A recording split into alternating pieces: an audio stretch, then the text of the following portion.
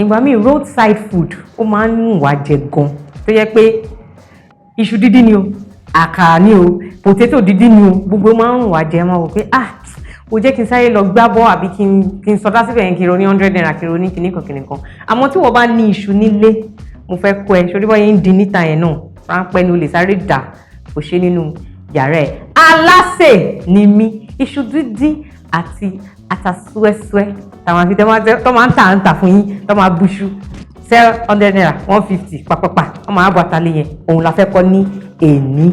ṣo ready láti follow me in the journey? Exactly. So mo fẹ́ fi àwọn èròjà mi mo fẹ́ fi ràn yín. Ok, iṣu lélẹ̀ a máa dín ni, ata lélẹ̀ a máa ṣá ata yẹn máa rí bó ṣe máa ṣá. Pọ̀nmọ́ lélẹ̀ àti bọ pọ̀nmọ́ yẹn àti rọra season ẹ̀ díẹ̀ mọ̀ pé pọ̀nmọ́ ò kí ń tẹ́bà fi adùn sí kò ní really dùn, so àti bọ pọ̀nmọ́ yẹn. Àlùbọ́sà rẹ̀ ìwọ tó bá mọ̀ mi dáadáa mọ̀ pé mo love kí n máa lo àlùbọ́sà nínú virtually all my meal. Jọ̀ọ́ please subscribe to this channel. Thank you for watching. Iyọ̀ wa lélẹ̀, adùn ọbẹ̀ rẹ̀, curry, thyme àti ata Lilo, tomato wà ń bí rodo tíntín nínú ọbẹ̀. Of course a ní pé ata súẹ́súẹ́ la fẹ́ fi ata dídín súẹ́súẹ́ la fẹ́ fi jẹ iṣu dídín yẹn, so that's it. So a dẹ̀ ní tàtàṣé, tomato díẹ̀ àti rodo díẹ̀ náà la máa bù nínú bíbà àti lọ ilé àti bọ̀. Ṣó ti yé yín? So ní báyìí nǹkan tí máa kọ́kọ́ ṣe ni pé màá mo ti fi òróró ràn yín. Ní báyìí máa kọ́kọ́ ṣe mo fẹ́ ṣá ata yìí. So lọ́wọ́ kan ẹ̀rọ pé máa sọ fún yín a lè multitask tá a bá ti wà ní ilé ìdáná wa sharp ni. Lọ́wọ́ kan a máa dín ata iṣu yẹn a dẹ̀ tún máa dín iṣu yẹn. Mò ń bọ̀.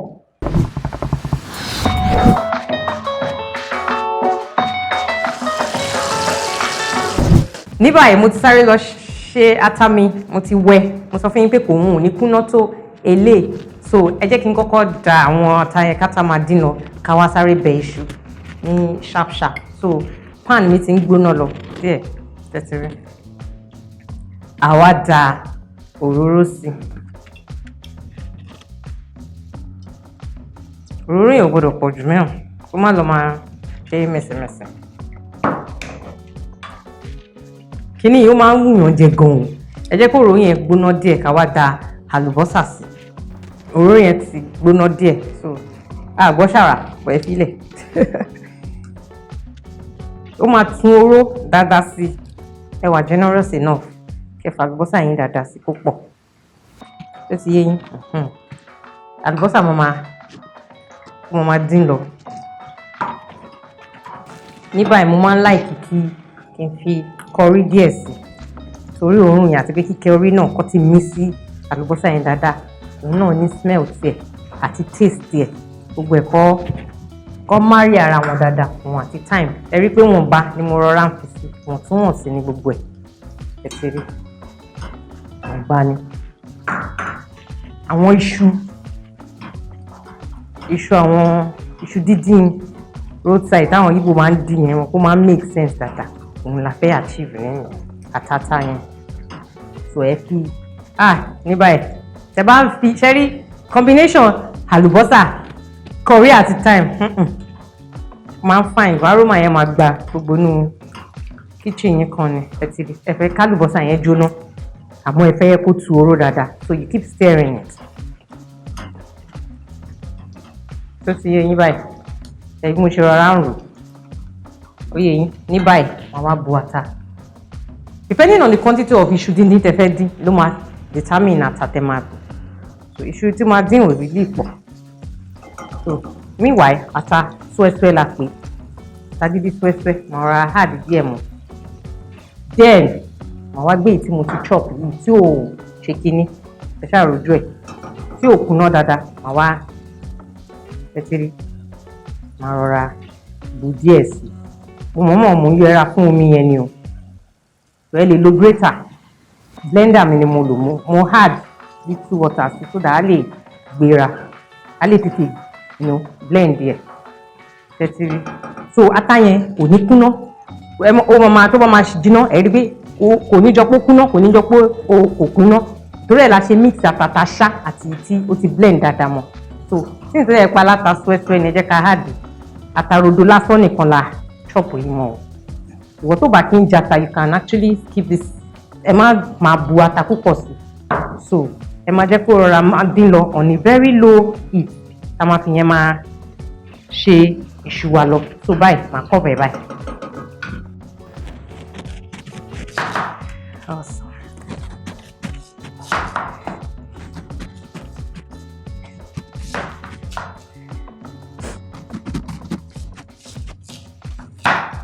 A máa tètè máa fi iṣu yẹn sínú omi àmọ́ àní dín ní gbàràgbùdù báyìí ṣó yé yín torí iṣu tẹ́ bá filẹ̀ kó pẹ́ ó máa ń fún ní ó máa ń discolor máa pọ́n máa ìmí máa brown ìmí máa pọ́n bó ṣe rí nìyẹn. So meanwhile mo ti gbé òróró kaná o ẹ ti rí mo tó rọra sọ àlùbọ́sà díẹ̀ sí àlùbọ́sà yẹn máa torí so máa jẹ́ kó tún fún ní some flavour you know.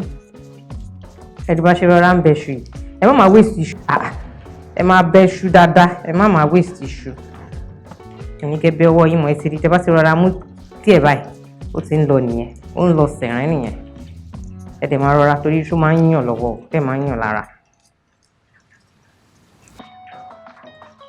So bá ṣe máa ṣẹ́rí nǹkan tẹ fẹ́ achieve lélẹ̀ torí ó jẹ́ dídín a lè dín ní gidigidi báyìí a máa ṣe báyìí máa ṣe báyìí. Ẹ mọ̀ bí chips ṣe máa ń wá bí potato chips ní ẹ ti rí bóyá máa ń rí ni ẹ ti rí bó ṣe rí lélẹ̀ kò má ti kìjù kó má sanra jù àwa fi sí inú omi òun náà lélẹ̀. So bá ṣe máa gé gbogbo ẹ̀ nìyẹn in that form so that gbogbo ẹ̀ máa even ayé máa gé nìyẹn tá máa fi dín tán ẹ ti rí gbogbo ẹ̀ ní sharp torí òróró wa gan ti ń pè wá. So mo ti bẹ́ wọn bá iṣu tí mo fẹ́ dín tó bá yẹ pé ẹ fẹ́ dín púpọ̀ náà process náà lẹ máa gbà dín ẹ ti rí bí mo ṣe rọra gé wọn ò ti rìn jù wọn dẹ̀ tóbi jù so gbogbo ẹ̀ ló ní fine shape ẹ ti rí bẹ́yìn tó bá yẹ pé o ní báyìí náà ẹ take time yìí kẹ́ ṣe sí desired shape tẹ bá fẹ́. So nísìnyí màá wá rọra fi iyọ̀ kínkínní sí inú omi iṣu yìí màá wá fi pò pọ̀.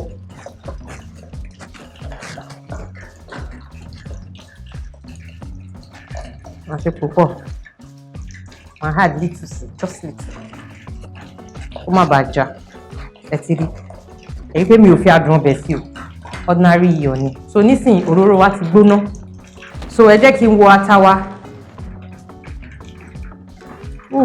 ẹ ti ráta ó yẹ ṣọkútù wọ̀wọ̀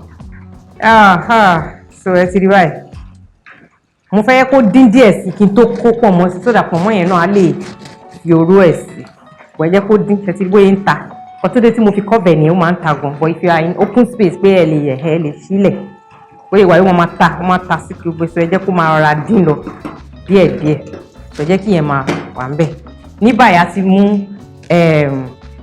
iṣu wa òróró wa ti gbóná dáadáa ẹ jẹ́ kó òróró yẹn gbóná kò gbọ́dọ̀ gbóná jù kò gbọ́dọ̀ má gbóná.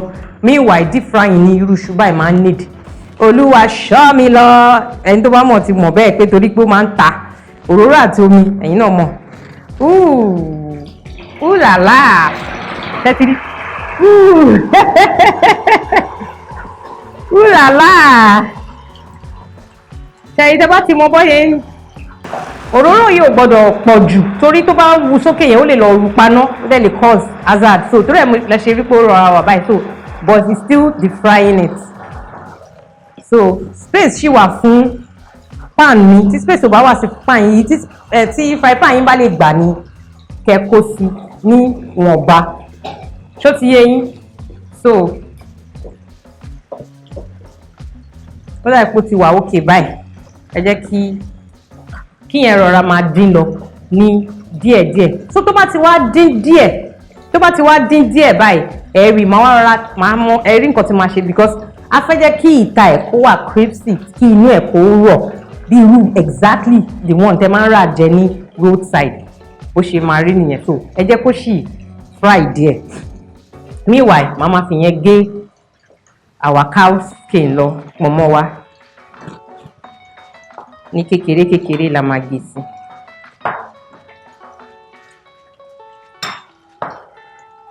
Iṣu yẹn ti ń dín lọ màá wá rọra bu ẹ wò omi kínkínní fine ẹ máa ní òróró àti omi kíní kan díẹ̀ ni ẹ má worry, ẹ má bẹ̀rù, kò sí kan tó máa ṣẹlẹ̀, ẹ ti rí.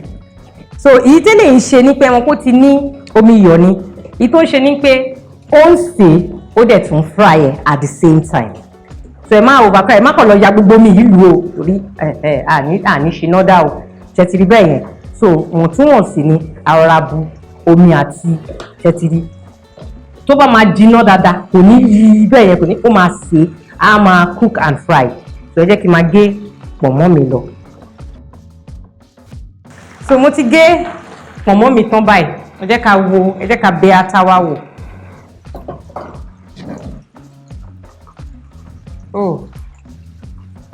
Ẹ wojú ata náà. Mo ní Alase Nimi Iren-kan. Ṣé ti rí ojú ata wa báyìí? Now, àmú pọ̀nmọ́ ta ti dice yìí. Àmú pọ̀nmọ́ wa báyìí, àṣẹ kí ni? Àdá gbogbo ẹ̀ sí. Ṣó ń yé? Àmú pọ̀nmọ́ yẹn, ẹ ti rójú ẹ̀. Ṣẹ́ráta yìí kò sí kan tẹ́ lè fi jẹ. Ẹ lè fi jẹ rice, ẹ lè fi jẹ iṣu bíbọ̀ gan ẹ lè fi jẹ. So máa rọra fi seasoning díẹ̀ sí. So that gbogbo ẹ̀ á ṣẹ̀ǹgẹ̀ mẹ́ǹgẹ̀. Ṣé ti rí báyìí?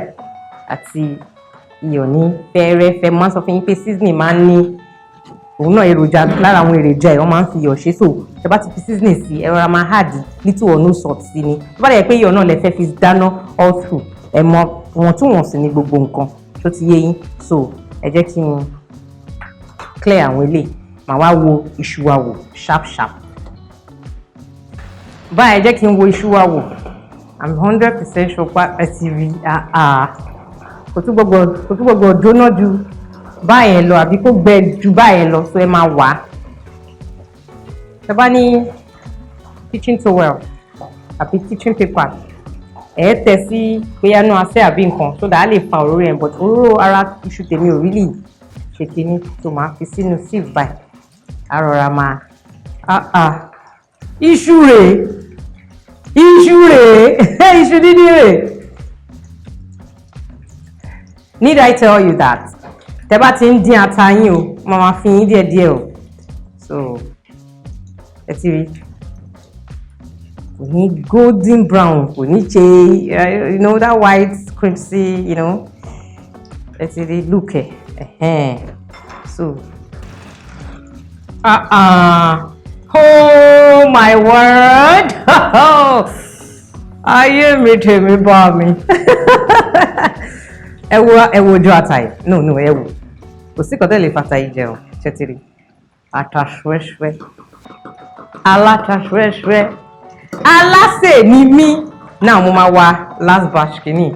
Ata yìí ti dín tó, ó ti dín dáadáa. So tó bá tún over dín jù ó ti máa so máa wá paná bẹ̀. Torí bó ṣe ṣe wà yóò ṣe tẹ́lẹ̀ mo ti paná wọ̀ ó sì ń dín lọ. Màá wá kọ́ bẹ̀ mọ́ bẹ̀. Ẹ jẹ́ ká wá wá last batch. Oh wow. Isn't this beautiful? Ṣé rí gbogbo ìlànà tí mo bá gbé fún yín pé kẹ́ ẹ máa ṣe kí ni kẹ́ ẹ lò. Please endeavour to always follow it in total. Mi náà mọ̀ náà dá o. Àmọ́ àwọn process kankan wà táwọn mi máa omit, máa wá paná ń jẹ. Mi ní ìdòróró yẹn mọ́ so. Àti ṣe ata swẹ́swẹ́ wa àti iṣu díndín tó crispy níta, tó rọ̀ dáadáa nínú, máa ṣe fún yín sí torí ẹlòmíì doubting Thomas ni. Èyí tí mo ti wà lálàkọ́kọ́ yẹn ò ní gbóná tààrà, so mo fẹ́ ṣí fún yín torí ẹ̀yin. Did you see? Ẹ rí pípọ́ wà crispy ní ìta, ẹ ti rí. Ẹwé ìrọ̀ nínú. Hey! Holy Father! Holy Father! Ẹ ti rí. Ṣé rí? Mo mọ̀ tí news mi bọ̀. Can practically bring it out. It's very, very sweet. N pè ẹ́ bí iṣu, inú ẹ̀ ó rọ̀, dùndún tẹ máa lọ rà ń tà. Ẹ ṣe bí mo ṣe kọ́ yín, ẹ rí pé ìyá Emeka ṣáàtì lọ́rọ̀ ẹ̀, tẹ máa rà lọ́wọ́ ẹ̀. So I'm going to serve it now with ata swẹ́swẹ́ mi.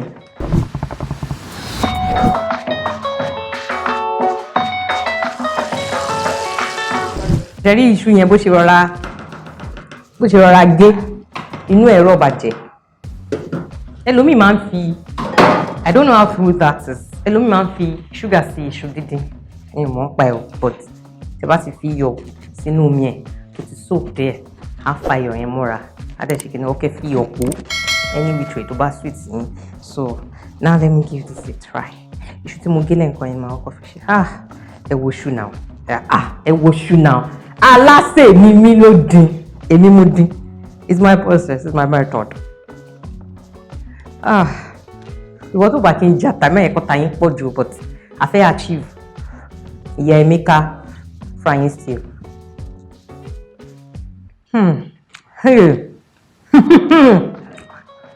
ta ló sọ pé ilé yóò dùn please follow it duly nǹkan tí mo kọ́ yín ẹ ṣe ẹ tẹ̀lé dáadáa Alase Nimi màmá rí yín next time ó dàbọ̀.